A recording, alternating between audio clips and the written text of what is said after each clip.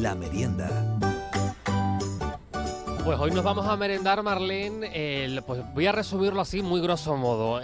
Una madrileña de nacimiento que se va a vivir a Vancouver y que por amor al calorcito viene al corazón de las Palmas de Gran Canaria y se instala en la isleta. No sé si lo he dicho bien, Carolina Jiménez, buenas tardes. Buenas tardes. Un resumen grosso modo, ¿eh? Perfecto. Solo que amante del calorcito fue el motivo por el que me vine y amante del calorcito canario, del amor canario, fue porque me quedé. Estamos hablando, vamos a conversar hoy, a merendar con Carolina Jiménez. Ella es artista de efectos visuales, Eso. muy vinculada al cine, así que Marlene, la de hoy va a ser una merienda muy cinematográfica. Me encanta eso. Y qué curioso, porque estudiaste arquitectura. ¿Cómo fue que te conquistó también el mundo? Lo tuyo debe ser cosa de amores, ¿no? ¿Cómo te conquistó el mundo del cine para dedicarte a estos efectos, a los efectos especiales? Es que las cosas hay que hacerlas por amor. Y yo empecé con arquitectura no por amor, y por eso no soy arquitecto. De los desamores también se aprende. ¡Hombre! Yo empecé arquitectura porque yo no sabía que me podía dedicar al cine. Porque no era una opción para mí. A mí me gustaba muchísimo el cine desde niña, pero el cine era algo que se hacía en otros lugares, por otras personas extrañas. Y empecé arquitectura porque yo quería una profesión que juntara aspectos artísticos y técnicos, porque me gustaba la tecnología y tal. Pero lo del cine para mí no era una opción. Hasta que, gracias a la arquitectura, descubrí los programas de 3D, de empezar a hacer animaciones, porque hacíamos modelos en 3D de los programas de los proyectos de clase, de arquitectónicos y tal. Y entre ese descubrimiento de los softwares de 3D de animación y los documentales del Señor de los Anillos, donde se veía que se usaban ese tipo de programas para hacer cine, ahí fue cuando até cabos y dije, que se puede hacer cine usando un ordenador. Dije, pues allá la arquitectura, que la cogí por defecto, o sea, por descarte más que por vocación, me ayudó a descubrir tardíamente mi vocación. Y la dejaste. Y la dejé. Hasta luego, Lucas. Y eso fue una conversación incómoda, de decir en casa, bueno, voy a dejar arquitectura y me voy a dedicar a las artes. A las artes no, a animar muñequitos, Claro. mamá. Además, en un momento en el que ahora es un poco más habitual, pero hasta hace relativamente poco, el tema de la animación era como lo hacen dos personas escondidos en no se sabe dónde. Exacto, había 2 escuelas en Madrid nada más, que ahora hay un montón de opciones, y era una profesión, especialmente en España, estaba empezando, la estábamos inventando. Entonces fue un salto un poco al vacío, que di con muchas ganas, porque por fin tenía ganas de estudiar lo que estaba estudiando, pero sí que fue mamá, voy a dejar arquitectura para animar muñequitos. Lo que pasa es que la madre nos conoce muy bien y me dijo, sí, ya sabía yo. Ya sabía yo. Y no es de esas madres que esperaba y decía, a ver si vuelve a estudiar arquitectura, a ver si vuelve. Ya se cansará. No, porque mi madre sabía que no me estaba haciendo feliz. Y cuando me vio la cara de mamá, ya sé lo que quiero hacer, me dijo, venga, vale, ¿qué hay que hacer? Vamos para allá. O sea, que arrepentirse siempre se puede volver, pero bueno, siempre qué tuve bueno. su apoyo. Sí. Y cuando empiezas a formarte ya como en el mundo del sector, ¿no? Audiovisual, de la animación, ¿cómo es ese camino? Y claro, en un sector incipiente, ¿cómo son esos primeros pasos? Pues a ciegas, como casi todos los comienzos, porque no sabía tampoco dónde me estaba metiendo. Yo sabía que quería que mi sueño era llegar a trabajar en Pixar o DreamWorks o Weta, que es el estudio que hizo El Señor de los Anillos y que con esos documentales me animó a querer hacer lo que yo estaba haciendo, pero yo no tenía ni idea de cómo. Así que un poco como quien abre camino en una jungla a machetazos, no hay camino, así que ábrete paso a lo loco. ¿Así has vivido en múltiples países trabajando o ha sido porque eres viajera? Trabajando, persiguiendo el trabajo, porque ¿Sí? al salir de la escuela, pues a fuerza de mandar currículums a todo el mundo, tratando de meter la cabecita en el mundo audiovisual, acabé consiguiendo trabajar en mi primera película en España, en Planet 51, la película de animación, y fue 3 años después de salir de la escuela. Y mi segunda película fue 3 años después de la primera, o sea, no fue nada fácil, fue a fuerza de echar currículums y de trabajar en animación en de todo menos en cine. Para bancos, para empresas de telefonía móvil, hice un anuncio de yogures, para un dentista que quería una animación de sus intervenciones dentales. O sea, hice todo lo que podía. Sí. Digo, todo lo que me diera a mí, la mitad de las veces sin cobrar, además, como todos los inicios también, pero que me diera experiencia para poder ir metiendo la cabecita en el mundo audiovisual. Y ahí llegó un poco la la oportunidad con Planet 51 y 3 años después me llaman de Australia, porque ya llevaba años mandando currículums al mundo entero, que estaban haciendo Happy Feet 2, los pingüinos bailarines, y que necesitaban gente, que se me iba para allá. ¡Ay, qué bueno! Y dije, pues ala, lo dejo todo y para Australia me fui. ¿Y cómo fue esa experiencia de irte a Australia? Asusta, asusta porque en ese momento tenía un trabajo fijo con un contrato y un sueldo que no estaba mal al lado de casa y lo dejé todo por un contrato de 4 meses en Australia para irme un poco a lo loco, para un programa nuevo y sin saber si iba a tener continuidad o no, pero dije, es que ahora después de la lata que he dado tengo que ir, ¿cómo no voy a ir? Y a Australia. ¿Y qué tal fue? Pues al principio asusta mucho, porque llegas con el jet lag, sin saber que... sin el idioma, el inglés, yo tenía un inglés académico, pero no tenía un inglés de trabajo. Y el acento australiano, madre mía, yo no entendía a nadie, yo no sabía qué tenía que hacer, el programa era nuevo para mí, no sabía manejar nada, digo, me van a echar al segundo día. Y no, la verdad es que pasas un periodo de adaptación, como todo el mundo, en cualquier empresa al principio, tardas un poco hasta que aprendes de qué va la cosa, pero luego bien, luego hay mucha gente que te ayuda, muchos éramos nuevos y estábamos en la misma situación. El inglés, pues había gente de todas partes del mundo con mejor o peor inglés, acabas saliendo adelante y aprendí muchísimo, lo pasé muy bien y fue pues un comienzo, porque ya después de tener esa experiencia ya fue más sencillo ir consiguiendo las siguientes oportunidades, pero fue un susto, un susto. ¿Y 4 meses estuviste? ¿O al final fue más? Al final fueron 5, Ajá. porque las producciones de cine suelen alargarse a veces, pero ya está, 5 meses y a partir de ahí pues rehacer currículum, a seguir mandando currículums, a seguir persiguiendo el trabajo por el mundo allí donde lo hubiera, claro. ¿Y lo de irte a Nueva Zelanda fue persiguiendo al Señor de los Anillos al final o no? Sí. ¿Sí? Sí, porque yo cada vez que renovaba el currículum y actualizaba mi reel y todo mi material, se lo mandaba a todo el mundo, incluido a Hueta. Yo a Hueta le mandaba mi currículum desde que salí de la escuela y obviamente me ignoraban. Por supuesto no tenía experiencia ni sabía lo que hacía. Y después de Australia me fui para Londres a trabajar en un par de películas, volví a renovar el currículum, volví a mandarlo a todo el mundo, incluidos a Hueta, y esta vez contestaron. Por primera vez Y te contestaron. dijeron, vamos a hacer el Señor de los Anillos, vente para acá. Vamos a hacer el Hobbit. Dije, no puede ¿Cómo? ser. Casualmente iban a hacer el Hobbit y 10 años después de que ellos mismos me inspiraran con el Señor de los Anillos, me dijeron, vente para acá, que hace falta gente, que estamos con... iban a ser 2 Hobbits en ese momento, y luego fueron 3. Y pues lloré mucho cuando leí ese email que me querían hacer una entrevista. Hice la entrevista, me hicieron una oferta y para Nueva Zelanda me fui. Uy, ¿cuánto tiempo? Claro, Pues, Ay, perdón. se nos acumula la emoción. Pues fueron 3 años, una por Hobbit. Wow. Ostras. Y ese momento, además siendo seguidora, siendo la película que te despierta, ¿no?, esa vocación y con la que descubres un poco el mundo al que te acabas por dedicar. Llegas allí, primer día. Uf. Bueno, yo el avión no me lo podía creer. Eso que estás... Todos los preparativos para el viaje, porque había que cerrar la casa, vender el coche, coger... Claro, pues ya no me iba para un rato a ver qué pasaba. Y llegar allí y el no te lo... una temporada no me lo podía creer, digo, en serio, porque conocía los pasillos de los documentales, había todavía gente del equipo de 10 años anteriormente del Señor de los Anillos todavía trabajando por allí, los pósters, claro, porque todo se filma allí, porque Peter Jackson, que es el dueño de ese estudio, tiene ese principio de que todo se haga en Nueva Zelanda por neozelandeses, entonces los rodajes eran allí, los actores estaban allí, y para mí fue como llegar a, ¿en serio?, 10 años después cerrar el círculo y unirme a ese mismo equipo con eso, con susto, pero con mucha emoción. Y se los llegaste a contar, miren, yo estoy en esto por ustedes. Sí. Bueno, no a todo el mundo. A Peter Jackson le vi así un poco de pasadilla y sí le pude saludar, tampoco le conté mi vida, pero sí, claro, y compañeros míos que sí que se enteraron de toda la historia. Claro. Uf, qué bonito, o sea, que los sueños se cumplen.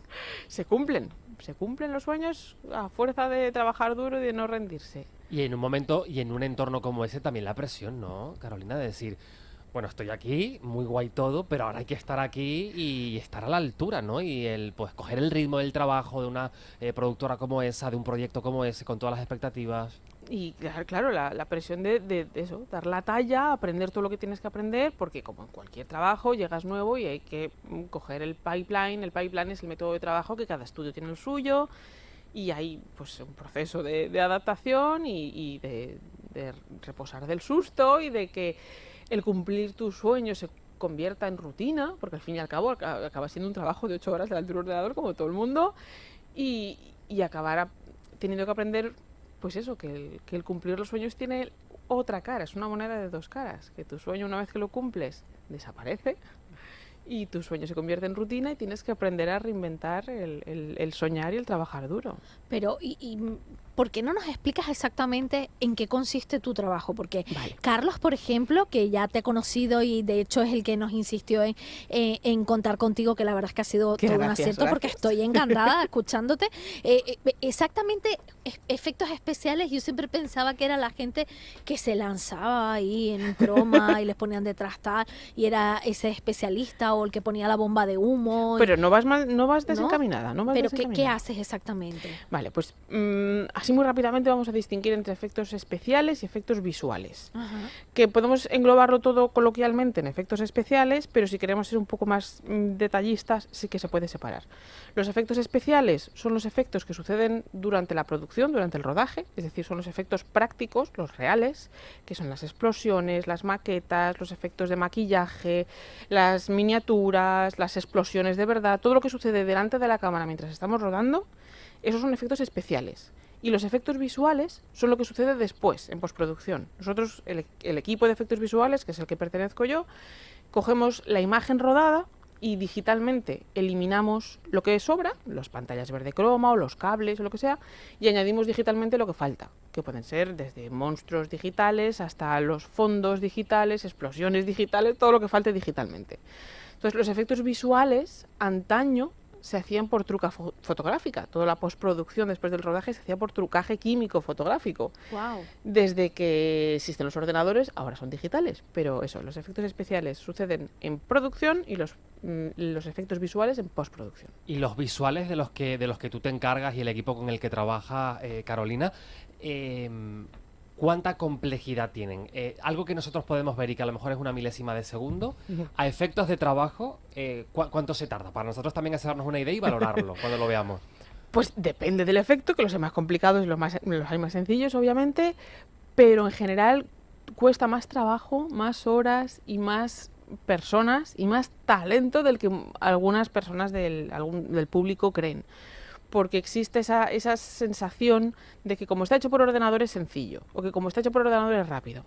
Que tenemos un control de dragón y se nos sale un dragón. Y no es tan fácil, no es tan fácil. Por eso me empeño yo tanto en explicar en qué consiste mi trabajo y el de mis compañeros, para que cuando se comprenda se pueda valorar mejor, porque no se puede valorar lo que no se comprende. Entonces, y es más, nuestro trabajo, cuando está bien hecho, tenemos la maldición de que no se nota. Si está mal hecho se nota enseguida, todo el mundo detecta el fallo, pero cuando está bien hecho no se ve. Por eso yo me esfuerzo en explicar cómo se hace, por qué pasos se hace, cuánto lleva, o sea que puede llevar la postproducción de una película. Pues mira, El Hobbit fue 1 año mínimo por película, pero sí que es verdad que éramos un solo equipo haciéndolo todo. Normalmente no se reparte por diferentes estudios, pero puede llevar desde 4, 5, 6 secuencias, un par de meses a 1 año. Y pueden ser decenas o cientos de personas. Para El Hobbit llegamos a ser 1000 en el equipo. 1000 personas. Cierto es que la empresa tuvo que crecer mucho para hacer frente a un proyecto como El Hobbit, que nos metimos en un fregado estupendo. Y terminado El Hobbit tuvo que reducir personal porque ya no hacía falta tanta gente, porque hubo que pegar un empujón grande. O sea, no es lo habitual, pero llegamos a ser 1000 para El Hobbit. Yo creo que es el equipo más grande que he visto. Pero, ¿y en las películas qué tanto por ciento se hace con efectos visuales? No sé si eso... también entiendo que depende del tipo de película. Claro. No es lo mismo una película, pues yo qué sé, tipo... documental de la naturaleza en que estás metido en un bosque, lo que sea, y súper sencillo y plano, a una película a lo mejor con mucha acción, ¿no? Todas las películas ahora mismo, y las series también, llevan algo digital. Todas. Lo que pasa es que, claro, una comedia romántica lleva menos que una de superhéroes o una de fantasía. Entonces las hay con más cargas de efectos visuales y con menos. Pero todas llevan algo. Siempre hay alguien del equipo de efectos visuales haciendo algo, aunque sea una corrección de color, un borrado de cables o un borrado de un cartel o algo. Siempre hay algo. Y, por ejemplo, ¿tú has visto alguna película en la que tú hayas estado, Carolina, y digas, qué bien me quedó este borrado de cable? O qué bonito es ese monstruo que he hecho yo ahí, o ese coche que está ahí detrás. Eso se comenta entre compañeros, entre colegas. Se comenta, claro que se comenta. En general estamos siempre muy orgullosos del trabajo que hacemos, haya quedado como haya quedado, porque cuando yo siempre digo que detrás de toda película y de todo efecto visual hay un equipo que lo ha hecho lo mejor que ha podido con las condiciones que ha tenido, que no siempre son ideales. Muchas veces lo que nos falta normalmente es tiempo. Siempre digo que si nos dais tiempo infinito las películas quedarían perfectas, pero como nunca tenemos tiempo infinito, pues siempre queda alguna cosa. Estamos siempre orgullosos del resultado, porque el esfuerzo es importante, pero también es verdad que los fallos los vemos nosotros más que nadie. Nosotros sabemos dónde está el píxel que faltó, dónde nos faltaron un par de horas de render, donde podríamos haberle echado un poco más, porque somos exigentes y sabemos dónde mirar. Vosotros, a lo mejor el público no lo ve tanto, pero claro, yo veo dónde podía haber, y eso igual podía haber quedado mejor, pero bueno, aún así, ya te digo. Repasando tu filmografía, Carolina, tengo que decirte que a mí desde esta mañana tengo un ataque de ansiedad y creo que ya me he contenido bastante, lo podrán decir mis compañeros. Vamos a repasar un poquito. Ella ha hecho, pues por ejemplo, La Liga de la Justicia, Guardianes de la Galaxia Volumen 2, Power Ranger, Star Trek Más Allá, Alicia en el Espejo, Juego de Tronos, ojo, Joker, Terminator, Destino Oscuro, pues la historia de Lindsay, El Escuadrón Suicida. Yo me centro, sinceramente, pero muy bien, maravilloso, impresionantes las películas, creo que las he visto casi todas, pero hay una con la que, dos exactamente con las que me ha dado un ataque de ansiedad, y has hecho Megalodón y Aquaman. A ver, lo que más me interesa en el mundo, pero en el mundo lo que más es Jason Momoa. Y el segundo que más me interesa en el mundo es Jason Statham. ¿Eres tú responsable de esos cuerpos? ¿O no, eso está retocado ¿hay visualmente? ¿Hay inteligencia artificial? ¿Hay inteligencia ahí? ¿Tú los has visto? ¿Los has tocado? ¿Has hablado con ellos? Desgraciadamente no les conozco. Dios. Porque ya lo sé. Pero has visto la imagen así sin retocar. Claro. A nosotros nos llega el plate de rodaje, que es como llamamos a la imagen de rodaje. Al bruto, ¿no? Al bruto sin tocar le llamamos plate. Es que brutos son, así brutotes todo. El tema es que nuestro trabajo empieza cuando acaba el rodaje. Y normalmente, geográficamente, no estamos en el mismo lugar donde se ha rodado. Qué pena. Como es lógico. ¿Y qué me vas a contar a mí? Obviamente, pero sí que les tenemos en pantalla muy a menudo. En la pantalla y cuenta cómo son en bruto así sin retocar. Ellos son como veis. Nosotros nos encargamos de añadir agua, efectos de agua sobre todo, porque especialmente en el estudio en el que yo trabajaba en Canadá éramos expertos en dinámica de fluidos, por eso teníamos... ¿Hay expertos también según el...? Hay diferentes estudios... en dinámica de fluidos. Sí que es verdad que diferentes estudios a veces tienen especialidades, porque nosotros teníamos un simulador de fluidos de la casa que solo teníamos nosotros, entonces por eso las películas con fluidos como Aquaman, mucha agua, o con cosas que se comportan como el agua, nos tocaba a nosotros, de ahí Aquaman y de ahí Megalodón, exactamente, que tienen mucha agua y muchas cosas. Y te puedo decir que no retocamos en ninguno de los Jasons. No tocamos nada, son como veis. Ay, qué alivio. Pero llegas a decirme que los conoces y bueno, habría sido rápidamente mi super mega mejor amiga. Pero es muy difícil, por ejemplo, en este caso que estamos hablando del agua, porque si es difícil retocar un animal, tipo, pues yo qué sé, el tiburón de Megalodón, ese gigantesco, ese Megalodón, retocar el agua para que parezca que realmente es agua, que la gente tenga esa sensación de agobio dentro del mundo submarino, ¿eso cómo se hace? Eso le llamamos simulación, porque para distinguir entre animación y simulación, el tiburón se animaría, porque es un bicho que nosotros creamos, modelamos y le ponemos una serie de manejadores a tipo esqueleto dentro para poderlos animar, pero los fluidos, como el agua, se simulan. Lo que tenemos es un simulador que lleva diferentes cualidades, porque no solamente el agua funciona como fluido, hay muchas cosas que funcionan como un fluido, por ejemplo la arena o la sal. En Ant-Man y la avispa nos tocó a nosotros porque, si recordáis la película, hay una escena en la que un salero gigante, un salero es lanzado, se hace gigante en el aire y la sal que lleva dentro del salero cuando gira funciona como un fluido. Los granos de sal son como gotas de agua. Entonces, nosotros le decimos al simulador el tamaño de las partículas, que puede ser agua, o puede ser sal, o puede ser arena, y le podemos dar pues físicas, es decir, le damos la gravedad, el peso, la fricción, el color, la transparencia. Entonces generamos y el programa lo que hace es que simular ese fluido según los movimientos de las fuentes de ese fluido. O sea, es decir, es un Pero simulador. le tienes que aportar tú todos los datos. Exacto, los datos se los tenemos que dar nosotros y hacer prueba-error hasta que queda como nosotros queremos. Y ahí hay efectos de postproducción, Carolina, que ustedes cuando les llega, ¿no? Cuando les toca hacerlo dicen, esto va a ser una cosa muy complicada, otro que dice, bueno, esto es coser y cantar. Pues sí, básicamente sí, hay unos que son más fáciles que otros y cuando tienes ya cierta experiencia y te llega un poco, se hace el briefing general para el equipo para ver qué es lo que hay que hacer y de qué se encarga cada uno, y hay veces que dices, uy, esto va a doler. Dinos uno que sea como muy sencillito, que tú digas, bueno, esto en poquito se puede tener. Si es sencillo, si es simplemente cambiar los fondos o añadir modelos inorgánicos, es decir, si hay que añadir objetos que no son flexibles, porque los orgánicos son más complejos. Cuando tenemos tela o pelo o piel es más complejo de simular o de animar. Entonces, normalmente los modelos inorgánicos, que son objetos o vehículos o edificios, estos son más sencillos de añadir.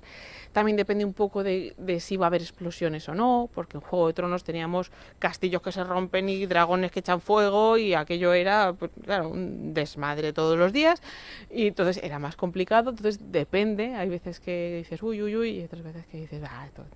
Luego igual te equivocas en ambos casos, pero bueno.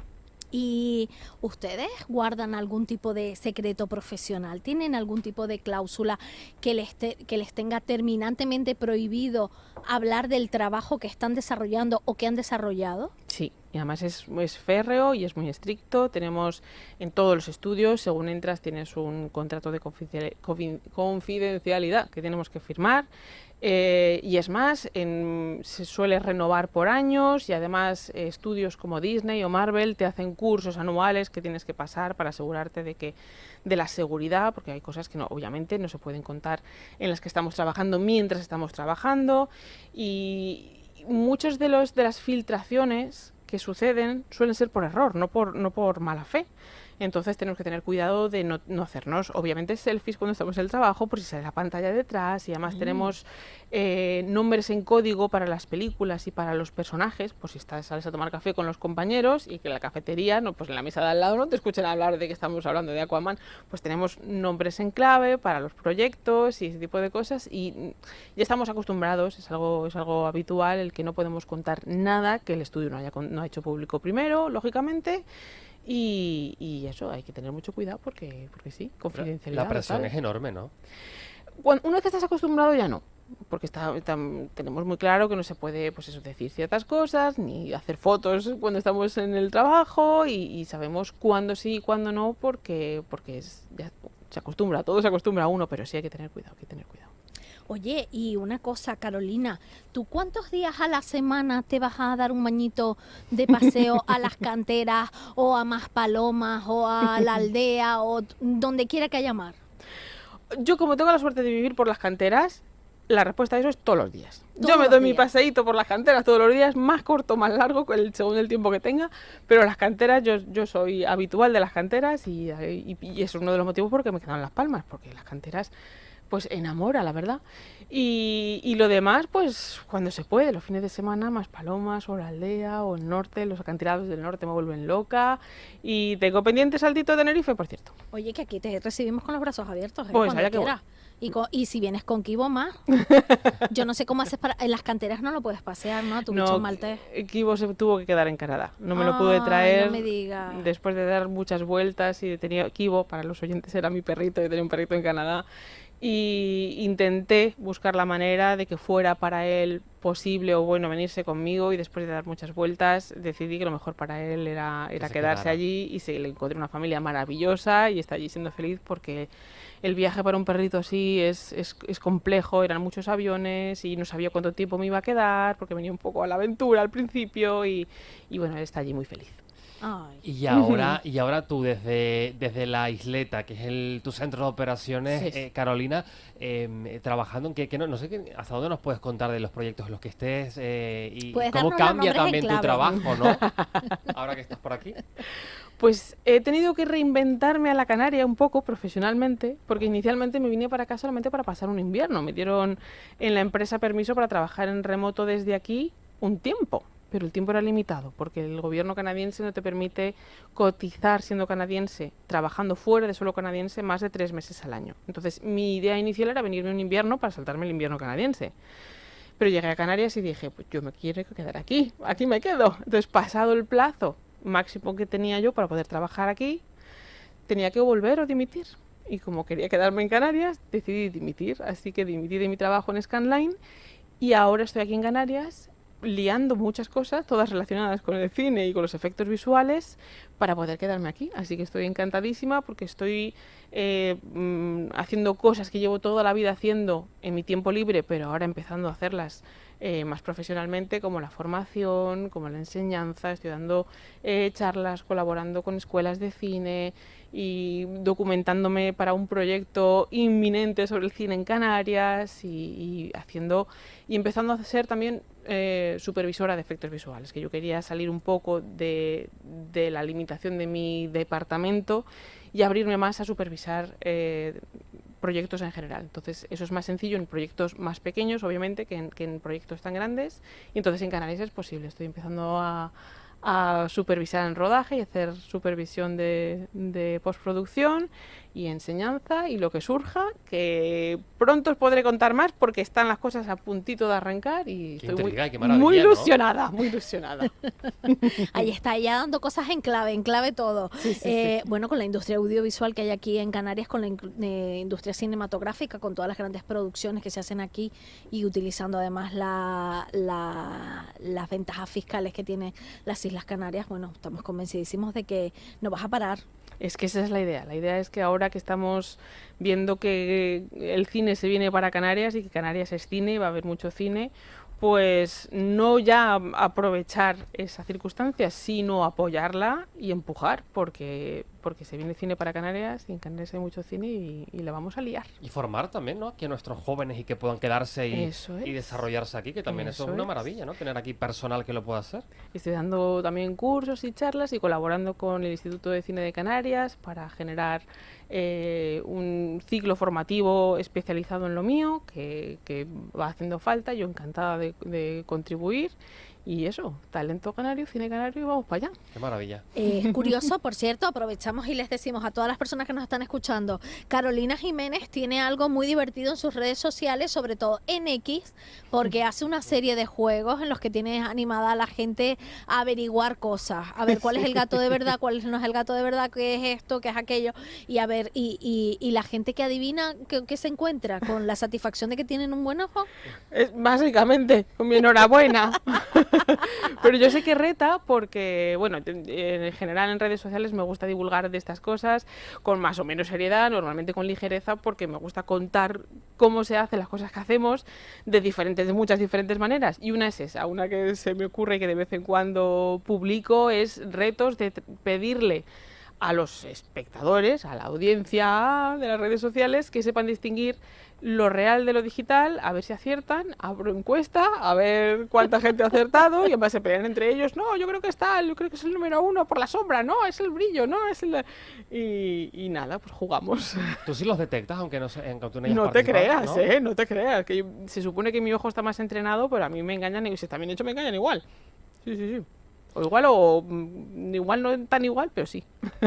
Pues una auténtica maravilla conocer, Marlene, los entresijos de esta profesión de la que disfrutamos desde el otro lado, desde una pantalla de cine o desde casa viendo una película o una serie y que tiene tanto talento detrás y tanto tiempo, ¿eh? Desde luego ahora miraremos el cine, pero ya no solo el cine, también las series y también hasta los anuncios de publicidad, o sea, todo puede ser susceptible de pasar por las manos de Carolina Jiménez y además menudo trabajo, menudo curro hay detrás de horas y de esfuerzo para que salga todo tan perfecto. Ha sido de verdad un gustazo tenerte aquí, gracias por esa forma tan didáctica de comunicar, por esa forma de explicárnoslo todo también, por ser tan divertida y por vivir en Canarias y que te guste nuestra tierra. Pues gracias a vosotros por acogerme, a todos los canarios y especialmente a vosotros por tenerme aquí, es un honor cuando queráis. Un placer, Carolina. Gracias.